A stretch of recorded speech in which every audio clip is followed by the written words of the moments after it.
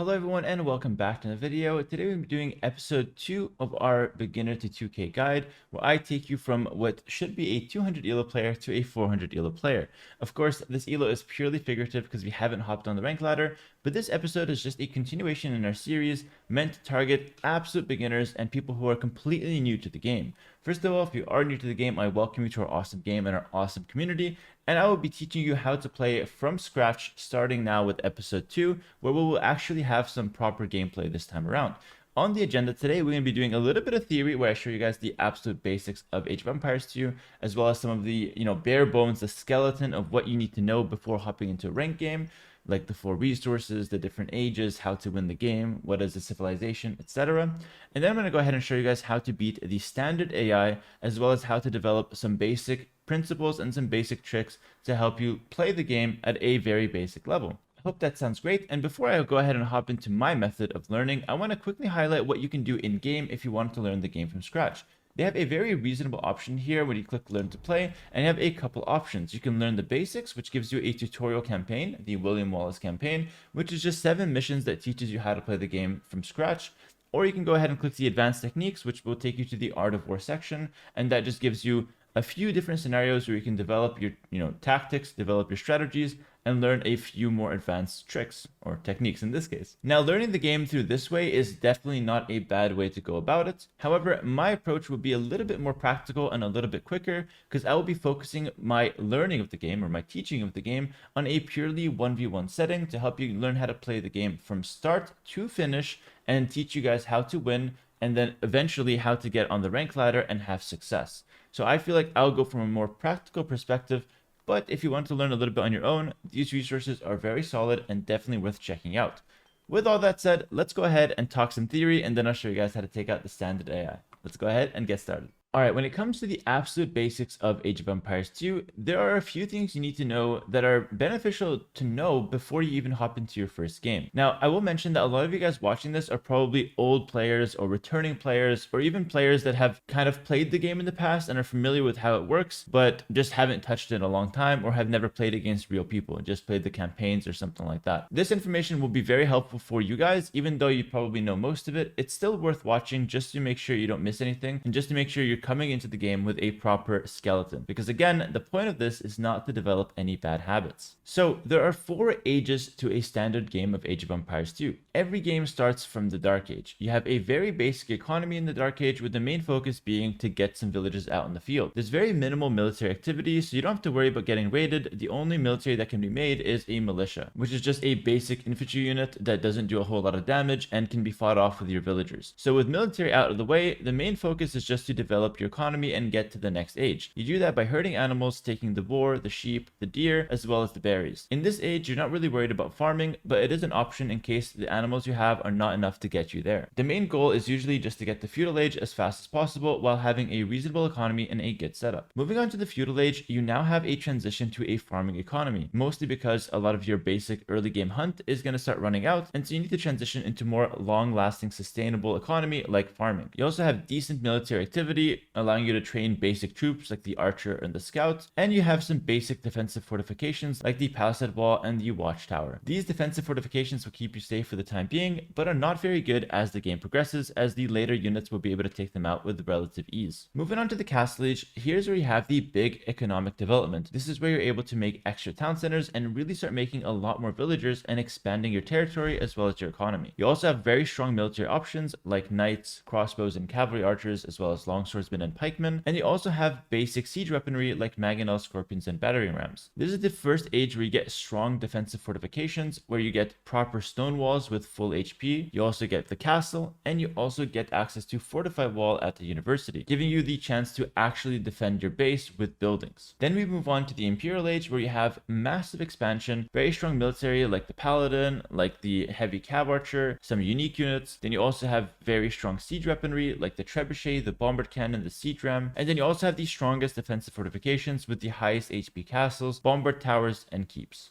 Don't worry, in the next episode, we're going to go ahead and jump very deep into the 4 ages of the game and show you guys how to progress from one to the next. But this is just a basic overall view of the different ages. Now let's talk about the 4 main resources in the game to understand what we're even playing for. The 4 resources are wood, food, gold, and stone. Wood is mainly used for economic development and building, and you gather it by just sending your villagers to the forest, to the trees, and just gathering it and dropping it off at a lumber camp or a town center. Food is used to make villagers and military units, plus some upgrades, and it also is used to help advance you from one age to the next, because to go from Dark Age to Feudal Age, and from Feudal Age to Castle Age, and from Castle Age to Imperial Age, you need to actually upgrade it, which costs food and in some cases gold. The gold resource is used mainly for military units and upgrades, and it's the resource that's most important for making siege weapons in the late game. So once this runs out, your army gets a lot weaker, and it's a pretty scarce resource, but not as scarce as the 4th resource, the stone. The stone is by far the most limited resource in the game. It's used for defensive fortifications as well as expansion, like adding in town centers, outposts, and fortified walls. Stone is a very important resource, but it's used mainly in the later stages of the game. It's not very useful in the early game because you can't really use it to make more units, and you can't really use it for many of your upgrades. So it's only useful once you have a proper setup using the other 3 resources. But for the late game, it's probably the most important resource because having castles and bomber towers all over the map is a really good strategy and a really good setup, so securing enough stone to do that is usually a good idea. But it's not something that helps your early game development. Now for new players, it can be really overwhelming to hop into a game of Age of Empires, and this is because as of the latest expansion, we have 50 civilizations in the game. This is definitely overwhelming, and you might not even know where to start because I got a lot of questions on my stream and on my YouTube channel, and people asking me, hey, which is a good civ for beginners? I don't know which civ to pick. I don't know where to start. There's so many different options. I just need to have it narrowed down to 1 or 2. Now, of course, a lot of you guys might not have the DLC expansions, so instead of 50 civilizations, you might have only access to something like 30 something, like 35 to 40 upon starting the game fresh. I'm not sure of the exact number, but you have slightly less than 50 civilizations available. Not to worry though, I will go ahead and tell you guys what a civilization entails, and then we'll focus on just a couple basic ones to start things off. The main thing though is not to go into the game thinking you have to memorize what every civilization does. Trust me, I'm a pro player playing this game for 15 years, and even I don't know what half the civilizations do in the little niche departments. It's gotta be Ram and Hussar. Wait, is Hera checking? He's checking. Are you kidding me? He's checking the tech tree? And he's like, okay, what can I do?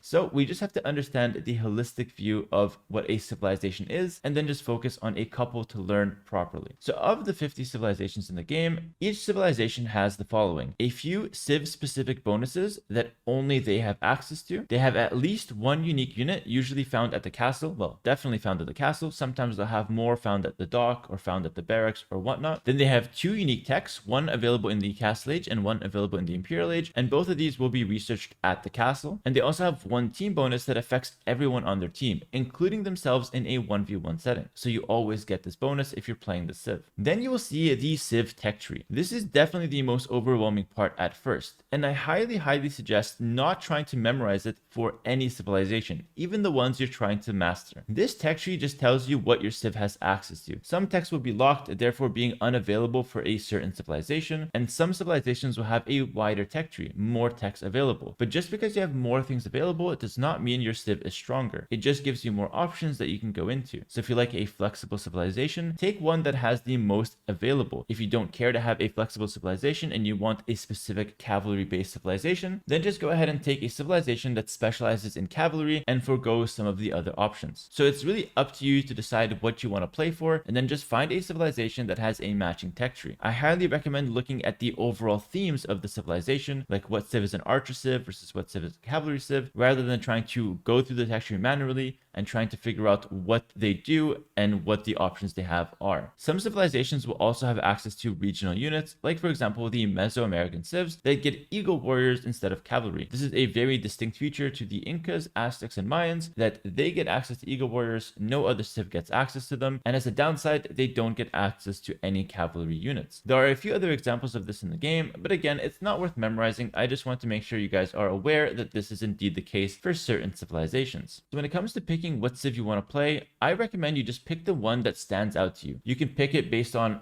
where you're from in real life. You can pick it based on what you want to play in the game. You can also pick it based on what you enjoy in history. Remember, these are real historical civilizations. So anything that stands out to you and that feels fun or feels interesting for you, I just recommend you go for that one. It doesn't really matter what civ you start out with. As long as you're having fun playing the civilization that you chose, you'll be in the best position possible as a new player. If you really want to know know what civilizations are best for beginners, I have a tier list on my YouTube channel that goes through the best civilizations for beginners, and it's mostly ordered in civs that are easiest to play and easiest to understand to the civs that are the hardest to play. But again, that is just another resource you can use. I personally think it's best to just choose the civ that stands out for yourself and stick with it. The reason why I insist on picking a civ to begin your journey is because it's just challenging to pick a random civ or to switch civilizations every game, because this is just going to keep you confused. So I recommend you just pick 1 or up to 3 civilizations and you just stick to those for your first few games. That way you get to learn the different mechanics within the game and you're not just stuck learning a different civilization every time you hop into a game against the AI or against a real human. So with all that said, that is the basic overview of what Age of Empires 2 is. We just have one last thing to cover: how to win the game. Winning the game is kind of easy. Well, at least it's easy in theory. All you have to do is defeat your opponent by killing all of his units and production buildings. Sounds easy, but it's a lot harder to do in practice because he's trying to do the same thing to you. Funny how that works. Or instead of doing that, you can just put him in a position where he resigns voluntarily. So instead of waiting for all of his units to die, he can just go ahead and resign and we can move on to the next game. There are some people that will run a singular scout around the map to keep you caged into the game for 30 minutes as you run around trying to get their last unit to get them to be defeated. They will not resign and they will waste your time. But that is a topic for another video. Now, when it comes to choosing the map that you want to play, there are a ton of different maps that you can choose from. But to start things off, we're just going to focus on basic land maps to learn the game, because naval play is a lot more complex and it's not worth going into, because learning land plus naval at the same time will be a lot harder than just learning land first. And then once you've mastered the land play, then we can start incorporating naval elements. And just a little hint here, Age of Empires 2 is a much better experience on land maps over naval maps because you have more options. But some people always will prefer the naval aspect, and it's definitely part of the game, so it's worth exploring down the line. Alrighty, with all that talked about, the theory out of the way, it's time to put it in practice. We're going to go ahead and hop right into a game, and at this point I take it your game should look exactly like mine because you've copied my mods from the last video. If you guys didn't watch the first episode in the series, you have to go back and watch it. Trust me, do it in order. It'll save you so much time later on. Alright, hopping into a single player game now, we're going to go ahead and choose the map. This is the section you do it in, and I'm going to go ahead and choose Arena for the first one. This is a very basic land map that starts you with stone walls fortifying your base, so you don't have to worry about getting attacked in the early game. It's a very basic beginner map and a very good place to start the game. The other map we're going to be focusing on is Arabia, and we'll do that in the next episode. So starting off with the Arena, we're going to go ahead and set the map to 2, or tiny, and we're going to be playing against the standard AI. In the next episode, we're going to be taking on the moderates, then the hard, and then we're going to jump to the extreme. So that's what's coming up in the next episodes. But for now, we're going to start with the standard AI because we're just learning how to play the game ourselves. You can just feel free to copy these settings. Victory should probably be conquest because that's what most people play on the rank ladder, for example. Standard victory just means you can win with wonders and relics as well, but I prefer conquest, and the rest of the settings should be pretty standard like this. Feel free to copy them if you haven't already, and we're going to go ahead and hop right into the game. Now it comes to picking my civilization. In all of my guides since the start of my YouTube career, basically, I've always recommended a few basic civilizations to start, something like Franks, Britons, or Goths, because they're just so easy to understand what to do, and they're very basic as far as how they go about getting to their main unit. But as I mentioned earlier, you can pick whatever civ you want, it literally doesn't matter. For this game, personally, I'm going to go ahead and pick the Franks because that is my favorite civilization to start out with right now. Just to give you some context, when I first started playing the game, I actually started with the Huns and not the Franks. But for this one, I'm going to go ahead and roll with the Franks. Alright, so just before hopping into the game, we're going to take a quick look at the tech tree for the Franks. We'll look at our bonuses and we'll look at what our civilization has to offer. And we're not going to memorize anything, trust me. So it's a cavalry civilization. So in my mind, I know I want to play cavalry. Our forages work 15% faster, so berries are good. Mill technologies are free, so we don't need to worry about getting any farm technologies. All right. Mounted units have extra HP, which is why it's a cavalry civilization. That's good. And castles cost less stone in Castle and Imperial Age. Our unique unit is a throwing axeman, so it's an infantry that throws an axe. Pretty simple. Unique techs are bearded axe, which gives our throwing axeman +1 range, and chivalry, which makes our stables work 40% faster. And our team bonus, which will apply to us in a 1v1, is that the night line gives +2 line of sight. Seems pretty basic. We're going to take a quick glance through our tech tree and I'll see what options I have. I have the hand cannoneer if I need them. Archers don't look that great because I'm lacking Arbalest, Thumbring, and Parthian tactics, so I would just skip over those for the most part. Barracks, I have everything, so Barracks is a good option. In the stable, I have really strong Paladin, but I don't get Hussar, so I need gold to make my strongest unit, which is the Paladin. Siege is looking decent, so I can rely on those. I got the Blacksmith text available here that will increase the stats of my units. And then Naval, I don't have to worry about because it's a land map, so we just put a blocker on that. University is a bit more complicated, I'll just skim over that. There's my Throwing Axeman, looking cool. Monk text, skim over that. Economy text, we'll skim over that. But it is worth noting that these I'll have for free. So that's a quick glance over the tech tree. I know that I've got the Throwing Axeman that sounds good. I've got the Hand Cannoneer that seems like a pretty good option in the late game. And my main focus will be the Paladin, which is my main unit, the Cavalry unit, which the Franks are good at. I also know I have cheaper castles, so I can rely on castles or the cavalry line. Let's go ahead and hop right into a standard game of Arena. For this one, I won't be using hotkeys, except for the very basic buildings. So the first thing you want to do in a game of Age of Empires is just look to go from the Dark Age to the Feudal Age, alright? That's the basic plan. We're not going to focus on too many things, but we're going to start by focusing on the town center. So here we can make villagers. For example, my hotkey is E. But again, your hotkey will be different. It will probably be Q as the standard hotkey. We're going to go ahead and produce villagers as the first thing we do. But in order to actually make those villas, we need to also make sure we have the population available. This is where we go ahead and make a house. To make a house, I need to click B to make buildings and G to make the house. It'll be different for you, but that's what I need to click. And you guys can't see that because it's blocked over my webcam. So that's what I need to click. So I'll take my villas, I'll click B, then G, and I'll make a house. See how I'm not using my mouse to do this? So by making these two houses, I will be able to make more villagers because then I won't be pop capped at 5 out of 5. And you start the game with a scout cavalry, which is so important because we need that guy to go ahead and find our hunt. Remember, in the early game, it's not about the farming, it's about the hunt. The reason why it's good to take the food first is because I'm already out of food. And my main plan is to make villagers in the early game because the villager is what gathers the resource. So by taking the hunt and putting it under the TC, I'm able to gather food with my villagers, which will get me more food, which lets me make more villagers. Pretty simple. Remember what I said about the stone? We don't need to worry about that until way later. So I'm not going to touch the stone until Castle Age. Wood is also an important resource to develop. So the early game will be based around food and wood. Now that I've got enough food to sustain ville production from my town center, I can then go ahead and start taking some wood, alright? Very basic concepts here, and I use my scout to just look around the map and try to find where my resources are. By holding shift, you can actually go ahead and order him to do multiple things, and then when you're done, you just stop clicking, and that's completely fine. So, if I gather the wood, keep in mind I'm making a bunch of villas constantly using my hotkey, alright? Only using the basic ones. To gather wood, we need to make a lumber camp. The reason why we need to make this is because if we don't, they have to go from the wood line straight back to the town center, which takes forever. So to limit the walking time, we just make a lumber camp. Alright, my scout is actually looking for a bunch of different things. I'll go ahead and keep making villagers, and we keep developing.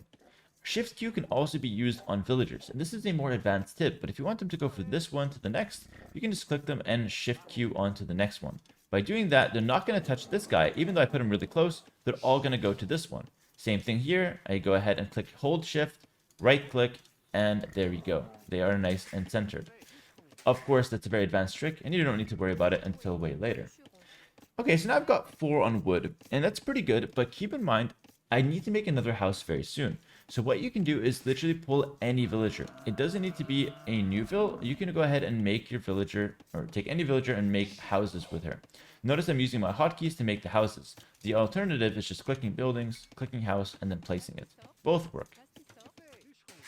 Now that I feel I've got enough of, the wood, let's go ahead and teach you guys how to lure in a boar.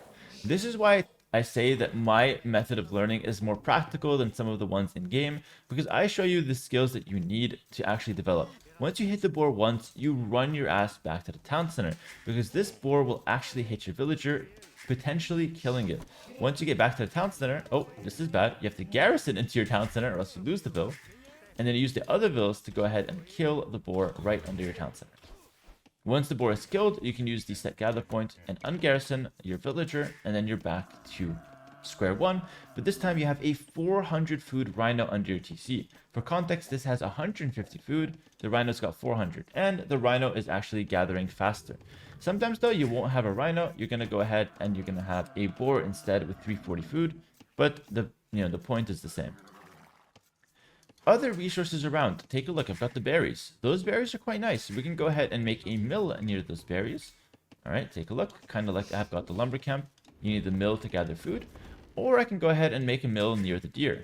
Both are valid. I'm going to start with the berries because I play as the Franks that get a bonus for the berries. Let's go ahead and scout the rest of my map back here using the shift Q to Q the scout. And once I need the second boar, I'm going to go ahead and do it. But you know what? That first boar, I almost lost a villager. It's very risky. So what I'm going to do is I'm going to go ahead and pick up a loom. This is going to give me extra HP on my villagers to make them tankier and allow me to lure the boar with ease. Keep in mind, only beginners do this. Once you're an advanced player, you never get loom to lure your boars because that's considered inefficient. But we'll get to that in a later point of the game. If you guys are curious about that, why it's inefficient, ask in the comments below. Myself or others will definitely answer you. So I'm going to continue eating my hunts, but I'm noticing there's a bit of a problem. Got a little too many units under my town center. Too many villagers. Let's make more villas, because more villas is good. But she's stuck. She's going to go somewhere else and keep her working. There's a few basic concepts in Dark Age. All your villas have to be constantly working. Your scouts has to be constantly moving, which I'm not doing right now. And your town center has to continue making villagers. Those are very basic concepts. So I'm going to bring in more food. And we're going to eat our second rhino. And this time with loom, there was no threat. I have a 40 HP villager. Down here you can see the stats, which we won't focus on too much for this episode. We'll tackle the stats in a later episode, don't you worry. Take a look at my situation. Isn't it way better than what I started with? I started with like 200 wood and like 0 food after I queued 4 builds. Now I've got 400 food. To get to the feudal age, I need 500 food and 2 Dark Age buildings. Now, a Dark Age building is not a house. It's actually a mill and a lumber camp, or mill and a lumber camp. It could also be a barracks, a military building, and it can also be a dock. So those are your few options for Dark Age buildings. All right, you know what? I'm going to go ahead and get over to these deer so I can take those guys. And you know what? I'm really close to getting access to the feudal age. I just need a little bit more food. I'm going to introduce you guys the amazing hotkey, the drop-off resource hotkey. If you take these bills and you click this button, you will drop off all the food that you're holding into your stockpile right away, and your bills will go back to work. Excellent hotkey to learn. All right, next up, we're going to advance to feudal age. It costs us 500 food and 2 Dark Age buildings. And if you guys want to see where that is right here. There you go. That's what it's going to show for you guys, but it's just blocking it because my webcam is there. There we go. And we're going to go ahead and click that guy. Next, I'll keep my villages working, as that's a basic Dark Age principle. Our scout, you know what? I'm just a beginner player. I can't control my scout. I'm going to use the auto scout feature, and that's going to scout the map. And that guy's going to scout the map until he stops, and he'll do it automatically. This is a very beginner function, but for beginners, it's worth doing. All right, we're going to encounter another problem very soon. We're going to have no more hunt under the town center. This is a pretty big problem because I still need more food to get to the castle age. And in the feudal age, I don't really do much on this map because my opponent is fully stonewalled. So making any kind of military doesn't actually matter. So this is where we make our basic transition to farming. All right, so with our villager, we're going to go ahead and click build, then make a farm, and then place it.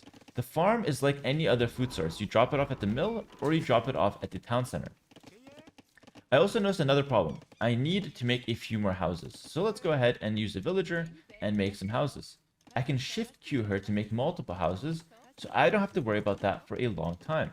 Notice that we're using certain, tricks within the game, like shift Q, to help make the game easier on us.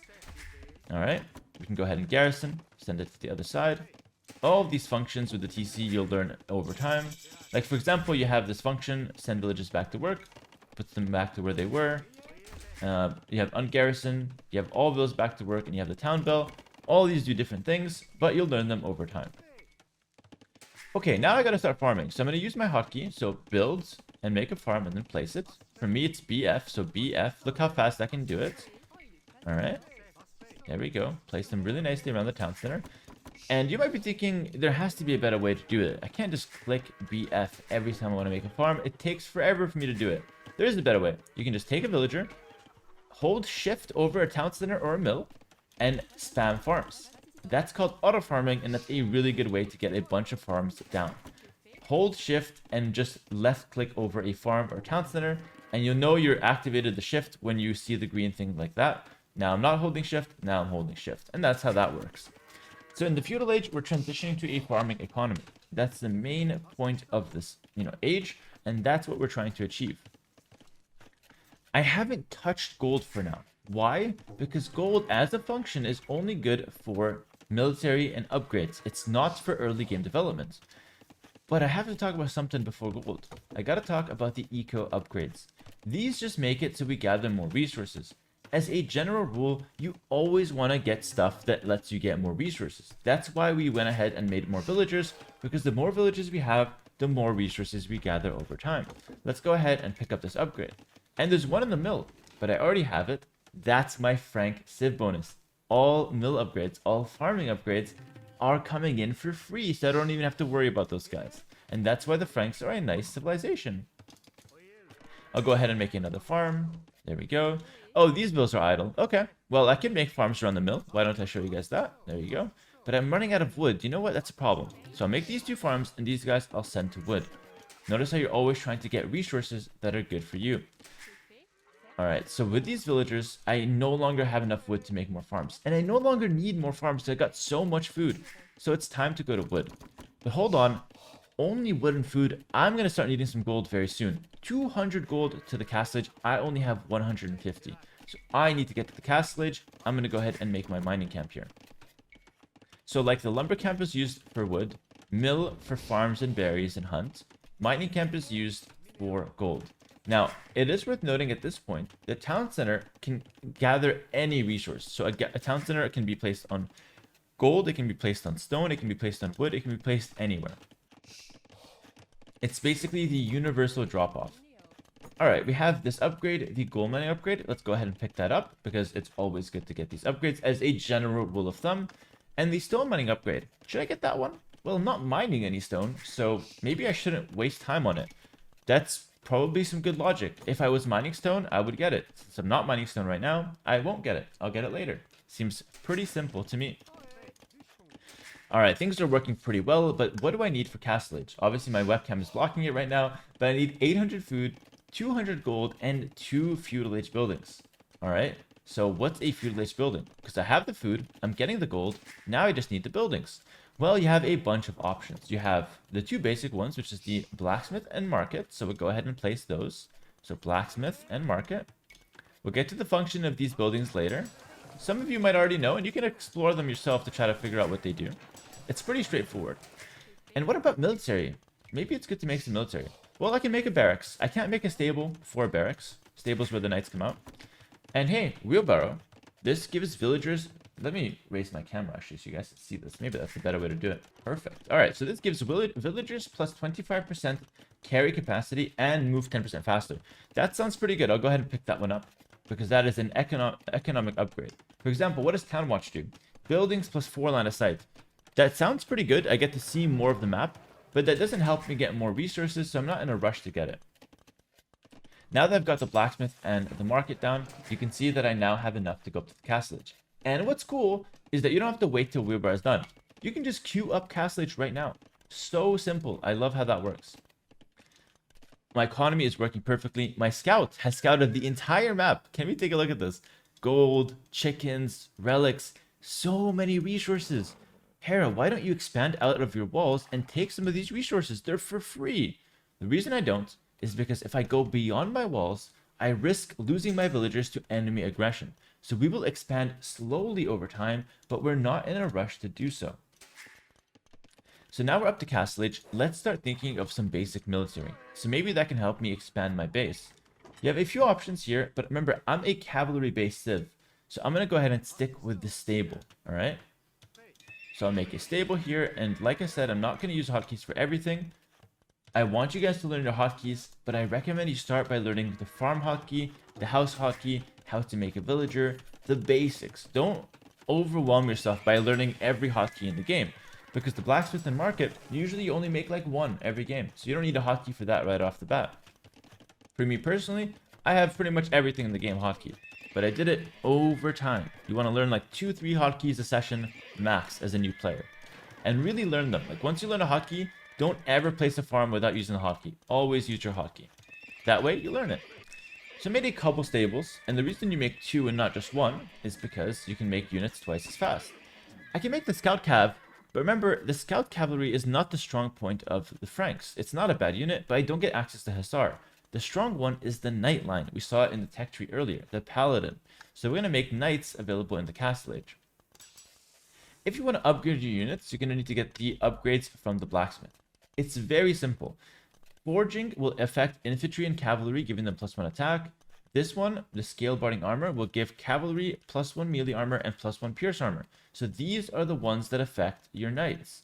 These ones on the bottom affect your archers. I don't need them. This one in the center affects infantry. I might need it later, but for now, I want to go cavalry. So I'll just get these two, and I'll queue them up. You have the cost and what the upgrades do, so it's super basic. As a general rule, if you don't know what an upgrade does, don't get it. Figure out what it does first, figure out if you need it, and then get it. Oh boy, I'm in the castle age. This is where things really start to heat up. So now I've got handcart, which is another form of the upgrade wheelbarrow. It's the second one in line. I'll just pick it up because it's an economy upgrade. Go ahead and pick up the bow saw. Go ahead and pick up the gold shaft mining. I'm using all of these resources, so it makes sense to get them. And now I can do the proper economic development, which is to get the town centers going. A perfect town center is right here because I can gather stone and wood. And then maybe I'll make one up here as well. Keep in mind at this point, I've developed at a pretty slow pace because I had 1 town center. But if I get to 3 town centers, I'm going to develop 3 times faster. That is 3 times faster the resources coming in as I've had up to this point. And at the same time, I can go ahead and make knights. So when it comes to making units in the game, I recommend you use the hotkeys select all stables, or you can just double click your stables to select them both. And you can make the knights manually or with a hotkey. So here I'll use my hotkey E, or I'll just click them with my mouse. So just hover the mouse, hold on, hover the mouse, and click, and that's it. And then you can put the gather point wherever you want. So I made a bunch of knights, and I'll worry about them later. I want to keep the village rolling from all the town centers, and now I'm going to show you guys the most important hotkey of the game, basically. This is the one hotkey I recommend you get started with as soon as you can. The select all TCs hotkey. For me, it's a very bad one. It's Control S. So without using my mouse, I can select all my town centers. Why is this useful? Because if I select all my town centers and I make villagers using my hotkey, look at the numbers up top. I'm making villagers from all of my town centers at the same time, all at once. How cool is that? So the production up here is what you're seeing. And now we're running into some other problems. So all the town centers are constantly making vills now, which is amazing. And I'm using the gather point to make sure the vills come out on a resource. This is the very basics of booming. If you guys want to see a more advanced booming guide, I highly recommend you check out the video how to boom on Age of Empires 2, like how to boom, and I have the thumbnail that says all secrets revealed. That video is very good, and it's basically what started out as a Patreon video, moved to YouTube so everybody can learn how to boom very efficiently. In this case though, we're just going to show you guys the bare bones. As you can see, I'm just focusing on making farms, making more villagers, and making sure that my economy is developing smoothly.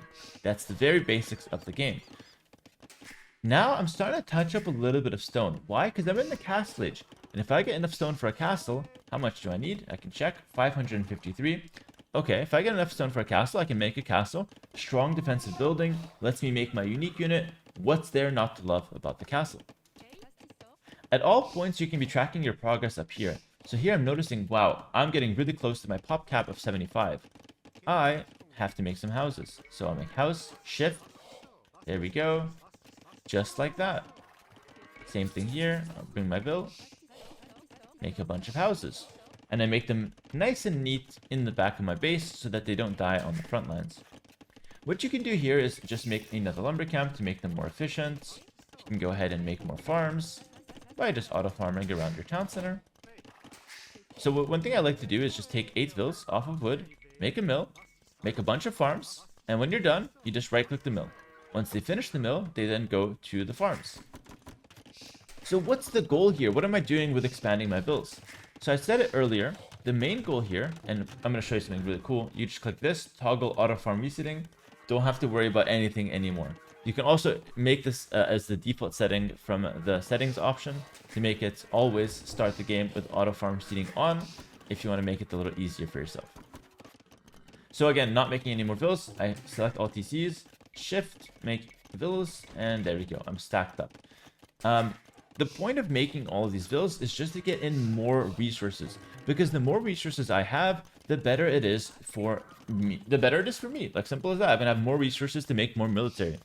And a common problem that all beginners face is that they, number one, don't make enough villas, and number two, they don't spend their resources. So that's gonna get me to the next topic, which is just getting the resources from our stockpile onto the field. I like to just make it a very basic plan. All right, for this video specifically, we're not going to talk about strategies. We just need a plan. So my plan is to make a bunch of knights, upgrade them to paladin, send them, to my opponents, and just bring some siege to break the wall. So it's going to be knights and siege. That's all I'm going to do. I'm going to get husbandry. I'm going to use a lot more knights. And if I want to fight with my army, I can just take them out and I can fight. But right now my opponent is stonewalled. So let me go ahead and show you guys what it looks like to attack a stonewall, so you can see what I'm talking about. Back home, I can make more houses. Why not? I'm always trying to do something. And if I'm playing too fast, feel free to rewind, points of this video just to see really what I'm going for. But I'm slowing it down as much as possible so you guys can see the logic behind my decisions. Like, for example, here I've got a bunch of idle villas. I don't want villagers to be idle, so just make a mining camp. And then put the gather point here, for example. Now I've got almost enough for a castle. All right, let's take these villas off this gold, and I'll move them to the front. I'm gonna start to expand with the castle. Take a look at that beautiful Frank castle. I can't go out there without defending the military. Put the gather point out there, and I'll make more knights. Okay, my opponent has pikemen. Those counter knights, so maybe I can run away, but let's just see what happens if I fight. I've got double his number, so I can probably win this combat. I'm not worrying about anything to do with upgrades or any kind of strategy or micro. I'm just going to take a basic fight, and there you go. Our knights are actually taking some nice trades, and I'm working through the gate pretty quickly. If I want to upgrade my knights, I go to the blacksmith, get both upgrades, and that's it. These upgrades do not affect the knights. I don't need to worry about them. This brings me to my famous function of the market. We're going to back up here because I don't have the attention span to worry about that fight. So I'm going to go with my knights, send them all the way back, and just recoup a little bit. These villagers, I expanded to the stone. Now I can take the stone. I'm not making bills. Let's go ahead and make more bills. There you go. And now I want to start thinking of Imperial Age. I've got my castle down, which is what I needed to go up to Imperial Age. It's 2 castle age buildings or a castle. So now that I've got my castle, if I don't have a castle, I can go for a monastery, or I can go for a university, or I can go for a siege workshop. 2 out of 3 of these buildings will also be enough to get to the Imperial Age. Alright, that's an unused farm. Let's use that one. Oh boy, I've got so many resources available. Got too much wood, in fact. Let's go to the market. Here I can sell 100 wood for 69 gold. Kind of a bad deal, but I've got 3,000 wood that I'm not spending. And gold is a pretty scarce resource. So I'm going to sell 1,000 wood. Shift 1, 2. 1,000 wood has been sold for around 600 gold. Not a bad trade. Not a great one either. And the more I use this trade, the worse it gets. So if I keep selling at the market, now I'm getting 100 wood for 39 gold. That's a bad deal. So I'm not going to do that one. Now I'm going to go up to the Imperial Age, cancel some vills, click up to Imperial Age. And hey, what is this town watch? Let's just try it. Why not? I don't know what it does. It says buildings get more line of sight. Let's just see what it does. And you can experiment like this. You can teach yourself how to play the game, and then what each technology does. So you can learn the game like that over time. Town watch will finish. Oh, we got more line of sight. What does this do? Buildings another +4 line of sight. It costs a bit more. I'll still get it. I like having more vision, so why not? Alright, you know what? I want to mass a big army, but 2 stables is not enough. So I will go ahead and make a bunch of stables by holding shift and making a bunch of very neat looking stables. There we go. Not the neatest I've ever done. There are some people out there that will make neater stables than this. But I'm making a bunch of stables. Alright. Notice we're not talking about control groups for now. I'm using them, but I'm not talking about control groups. If you want to use the select all stables hotkey, it's probably the easiest way to do it. Control groups, will wait till a later episode to talk about those guys. My unique tech, research bearded axe, throwing axeman +1 range. I'm not making throwing axeman, so I'm not going to get it. If I was making it, I would definitely get it, because that sounds quite good. Now I need more gold. These vills ran out of gold, ran out of stone here. Let me expand. You know what? Let me expand. What if I go out here and make another castle, and then I can take the gold? So, villagers make this, shift, right click, mining camp, and they'll go ahead and take the gold after the castle. Pretty cool. Making more cav, running out of gold. I'm not making vills. Big problem. Let's make more vills. I've got a gold mine here. I'll put all of my town centers on that gold mine. That'll solve my gold issue. I go to the market again. No, 100 wood for 38 gold. Fine, I'll do a little bit, because I really need gold. I'll sell a bit of food as well. Stone, I'm not going to sell, because stone is very precious. More precious than gold, in fact. So I'll only sell stone as a last resort. Now that I'm in Imperial Age, I want to focus on military domination. Remember, in Imperial Age, it's not so much about economy anymore, like it was in the Castle Age, or in the early stages. Now it's about military and dominating my opponent, going for the win. I'm going to go ahead and upgrade my knights to Cavalier. I'm going to check the blacksmith, get both upgrades. So now they're going to be fully upgraded. And you'll see the stats down here. This says the attack, the HP, and the armor. Alright, these vills are idle, but I see some stone here that I like. And what about these relic thingies? Can I take them? Of course you can. You can make a monk, take the relic, and you can actually shift to it right back. So he comes out of the monastery, takes the relic, and goes right back to the monastery with relic in hand. I'm going to continue massing my knights. Take a look at these guys. Enemy pikemen will stand no chance because I've got so many knights in the field. Why? Because I'm actually spending my resources and I'm sticking to the plan.